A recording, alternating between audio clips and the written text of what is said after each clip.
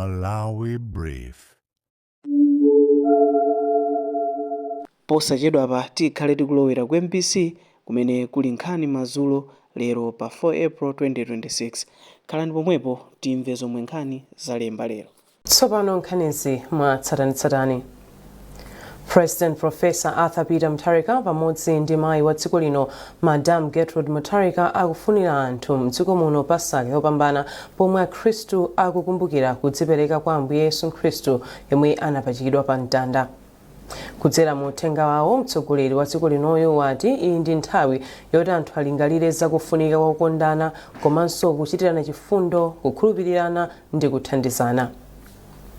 Pasaka ndi nyengo yomwe Akhristu pa dziko lonse amakondwerera chipulumutso chawo chomwe chinadza kudzera mazunzo, kupachikidwa ndi kuuka kwa Khristu. Ndipo mpingo wa Calvary Family ku Blantyre wati Akhristu ali ndi udindo opereka nsembe ku ntchito ya Mulungu ngati njira imodzi yofalitsira uthenga wabwino. Bishop Conex Kaduma ndi omwe anena izi mogwirizana ndi nyengo ya Pasaka. Akaduma akufotokoza. Tikaona mazunzo a Yesu chimene ndi china chimene tikuyang'ana lero, tikusangala lero, tusangala mazunzo a Yesu, anthu akunyamula mtanda kunjaku ati njira ya mtanda akutani. Ndiye tinena kuti pamene pachapo tikupezapo azibambo atatu amene onsewa tikafufuza nalo ophunzira ache amene akulowerera nawo ndi kutenga mbali mu mazunzo a Yesu. Panali Simoni wa ku Kurene amene ananyamula mtanda wa Yesu, anadzipereka, anampempha, anavomera, anadzipereka nanyamula mtanda wa Yesu. Komanso tikuona kuti panali Yosefu wa ku Arimateya. Yosefu wa ku Arimateya anali munthu olemera, anali mmodzi mwa akulu akuti ngati mina nduna zaboma, komanso anali ophunzira wa Yesu. Iyeyo akunadapita kwa Pilato kukapempha mtembo wa Yesu kuti auchotse pa mtanda paja akoyike m'manda. Ndipo zimene anachita, anagula nsalu, chichoti pati nsalu ya mafuta kapena yoyera kwambiri ndi ndalama zace. Komanso anatenga thupi lija kukalika mu manda amene anakonza iyeyo ndi ndalama zake. Pamene timaonera nkhani adafuna adzalomwe iyeyo manda mucha, koma anapeza kunena kuti akuwayikamo Yesu mene mucha. So kuti anali ophunzira wa Yesu amene analokonzeka kuyika chuma chache kuti thupi la Yesu liyikidwe bwinobwino. Tikumvanso tikawerenganso ku Yohane chapter 19 verse 39 kuti Nikodemonso anadzamujowina. Nikodemoja anapita kwa Yesu ndi sikuja, anadzamujowina, anabwera ndi mule zonunkhiritsa za mtengo wace kudza panga thupi la Yesu, zakonza thupi la Yesu liyikidwe bwino. So ife ngati Akhristu ngati ufuna kuti Khristu chipite patsogolo mdziko mwathu muno, ufumu wa Mulungu upite patsogolo, ndi nthawi inoyo yonena kuti tidzipereke nsembe, tipereke chuma chathu, tipereke nthawi yathu, tipereke nkhale maluso athu omwe. Tisamangondo ndapito chali chidabwerako, koma tikupereka nsembe zathu kuti ntchito imene Yesu anayisiya ipite patsogolo. Anthu amene achamanena chali chinena kuti amadzipereka ndi zinthu zawo. Mwina munthu ngati Nikodemoyo, munthu mmodzi sanasonkhetsa kuti ate tichite WhatsApp group tisonke ndalama tikagulezo nunkhiza yekha. Yosefu wa ku Arimateyanso yekhaso lero kuti akukhala biza Khristu yayi ka WhatsApp group kosonkha za kuchali. Koma ndizikhala nthawi imene munthu wekha ukhoza kupereka nsembe chifukwa cha ufumu wa Mulungu. Wachiwiri kwa mkulu wa polisi mdziko muno a Joseph Frederick Mutumpha atsimikizira Malawi kuti chitetezo chakhwimitsidwa kwambiri pa nthawi ya chikondwerero cha Pasaka. Mutumpha amayankhula izi mu mzinda wa Blantyre pamene amayendera madera osiyanasiyana pofuna kuona momwe apolisi akugwirira ntchito mu nyengo ya Pasakayi. Iwo akufotokoza zambiri. Pali njira zambiri zomwe takhazikisa, zinazo sizisowaso kuti zikuziulula kugula wanthu, koma chinthu chodziwika kwambiri pansi pa ulamuliro wa mkulu wa polisi Mr. Richard Luhanga akhazikisa ndondomeko yoti pena pali ponse kuyambira kuchitipa mpaka kunsanje apolisi aoneke masana ndi usiku. Pamene anzathu tikuti tikupita tikasangalale tili ndi chuti, ife ndi pamene timayamba ntchito, ndiponso ndi pamene timakhalanso ndi ntchito yayikulu kwambiri kuonesesa kuti nyumba za wanthu zimene achokamo, koma tikuziwa kuti samachokamo anthu onse ayi, amasiyaso anthu kuti aziyang'anira pamenepopo. Koma katundu wa wanthu, nyumba za wanthu, miyoyo yawo ndiyotetezeka. Chifukwa chake mukuona asilikali athu awa akungoyenda ngati akucheza, atenga futi zawo, akulankhula nkhani zawo, imene ndiye ntchito yeniyeni ya polisi. Chifukwa choti anthu ayeneka kuona kuti polisi yawo ilipo kuti iwateteze. ndithudi ndiye pena paliponse pali mapatrol teams, magulu amapatrols dziko lonse la Malawi kuonesesa kuti chitetezo ndichokhwima. Boma lapempha mipingo kuti lithandize kuyikapo diso pa ntchito za chitukuko cha madera aphungu za Constituency Development Fund kuti ziziyenda bwino. Nduna ya Santengatenga Ajab Mhango ndi wapereka pempholi pa mapemphero a chikondwerero cha Easter pa mpingo wa CCP ku Mhuju mboma la Rumpi. Iwati ngati mipingo itengepo mbali zithandiza kuti chitukuko chipite patsogolo. Zambiri mulipotiri. Nduna ya Santengatenga Ajab Mhango anaona chofunikira kwambiri kusonkhana ndi kupemphera limodzi ndi akhristu anzawo pa chalichi cha Mhuju CCP kumene atsindika za kufunika kwa mpingo pa chitukuko cha dziko. Iwo apempha mpingo kuti ukhale patsogolo kuonetsetsa kuti chitukuko chikuchitika pansi pa 5 billion kwacha ya thumba la chitukuko cha madera mwa aphungu CDF. Iwo atsindika kuti boma la President Professor Arthur Peter Mutharika limalizitsa ntchito ya msewu wa Njakwa Livingstonia umene unayima zaka zisanu zapitazo. Mpingo uli ndi gawo lalikulu kwambiri kuonetsetsa kuti ndalama zimene zigwire ntchito yake moyenerera pasakale za Nyengo, pasakale za Katangale ayikepo maso mungapitikire nafe kuti khopi lililonse ligwire ntchito yake limene a president akufuna. Ndinene mawu awa ndalama imene tikakuchita bwino chaka chamawa tipeza zozina zofanana, koma tikapata kuchita bwino ndalama zimene zipita sizazoonaso. Choncho ndifuna wina aliyense kunoko mafumu mpingo ndi anthu onse akuno aonetsetse kuti wina aliyense akhale kapita wanzake kuti ndalama imeneyi igwire ntchito yoyenerera. Anthu akuno afuna kuno kusinthe kutukuke. Poyankhulapo pa nkhaniyo modereta wa mpingo wa CCP Uthenga Mbusa Andrews Wipa ati agwira ntchito ndi boma kuonetsetsa kuti chitukuko chikuyenda bwino. Ife timadikira zomwezi teko chikangoti yayamba kubwera, ife ngati chalichi ngati mpingo titengapo mbali yayikulu mene ananenaso iwonso honorable minister, titengapo mbali yayikulu kuonetsetsa ndalama imene ija yagwiradi ntchito imene anapanga plan eno ake a chigawo, eno ake a constituency, eno ake apa ground zimene anapanga plan zija tionesesa zimene zija kuti zachitikadi. Mfumu yayikulu Mwahenga ya mboma la Rumpi yayamikira boma chifukwa chofuna kuyambiranso ntchito yomanga msewu wa Njakwa Livingstone. Kuyima panyakwa msewu uwu ni chitukuko chikulu chomene icho chenicho chikupindulira chomene isi musange msewu wayima ndikuti msewu ukuchita link ise mpaka na kuchipatala uyu kurumpi boma. So wakurumpi boma tukuluta kuyayi because the road is cut off, no transport, no what. So economy ipara ikwenda makora yayi, ikwenda makora cha. Akristo pa dziko lapansi ali pa chikondwerero cha Pasaka chimene akukumbukira za imfa komanso kuuka kwa Ambuye Yesu pamene kumachitika mapemphero ndi zinthu zosiyanasiyana. Hassan Piri, MBC, Rumpi. Bungwe la Blantyre Water Board la anthu ali ndi ndalama zoyenera kulipira ku bungweli pafupifupi 15 billion kwacha zomwe zikusokoneza kagwiridwe ka ntchito la bungweli maka popereka madzi abwino kwa anthu amboma la Blantyre ndi madera ena ozungulira.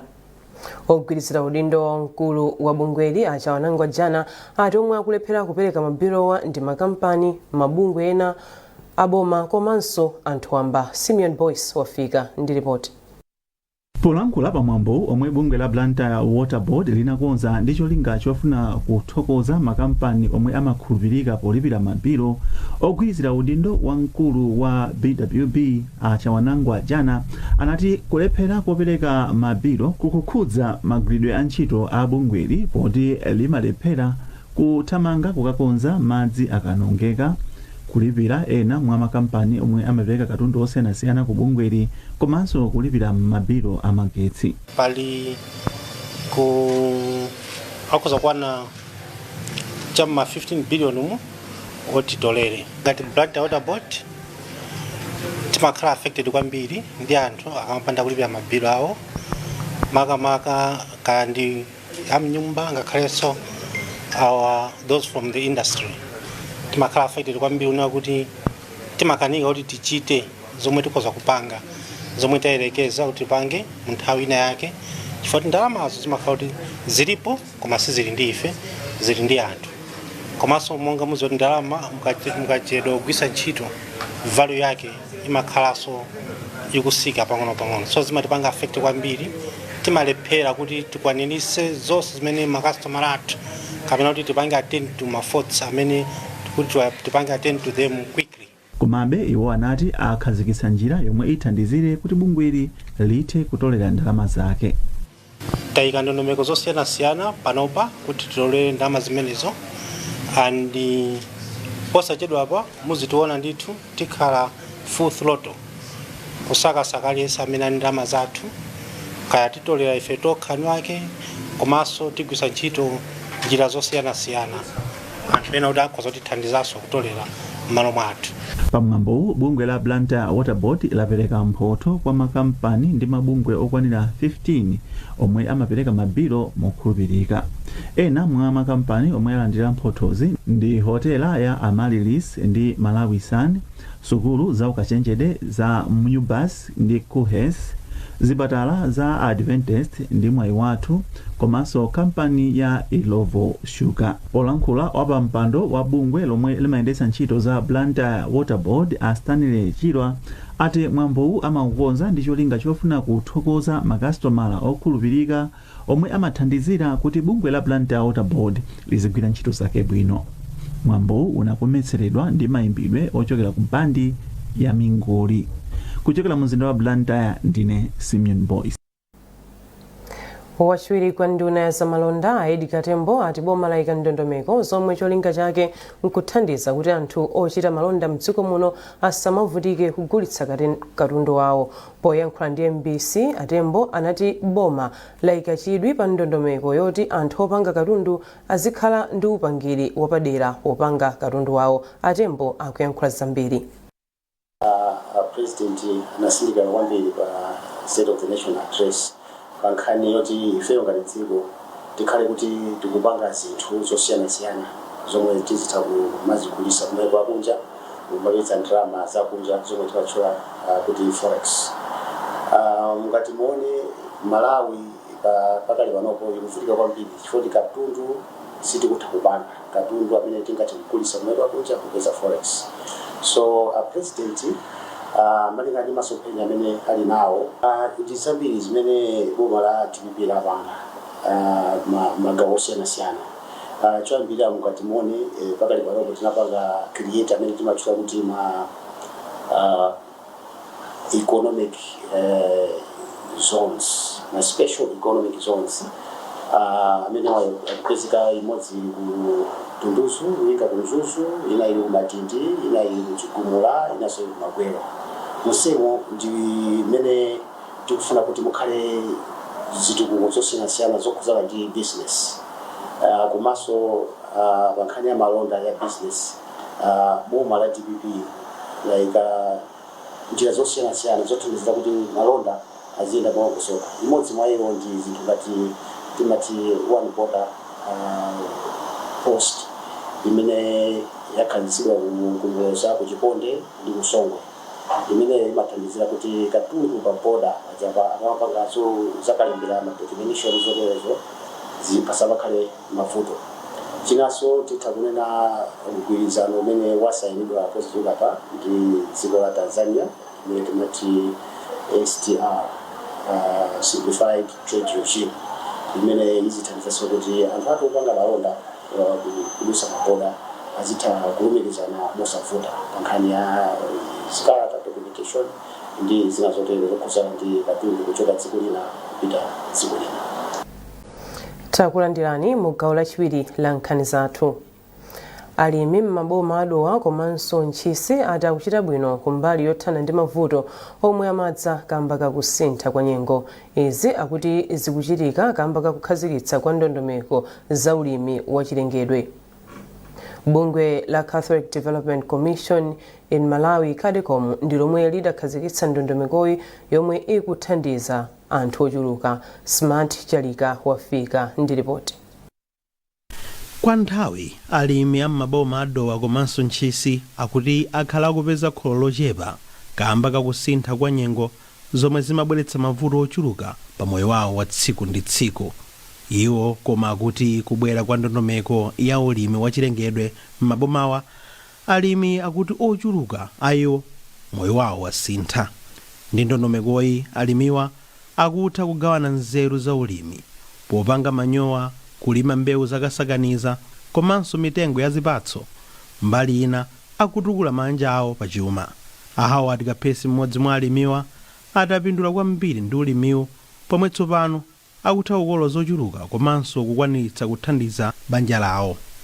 Panopa tikhozonera kuti popeza kunali uyamba phindulo lakhala ngati lapezekako popeza dagwira ntchitoyi pa malo ochepa.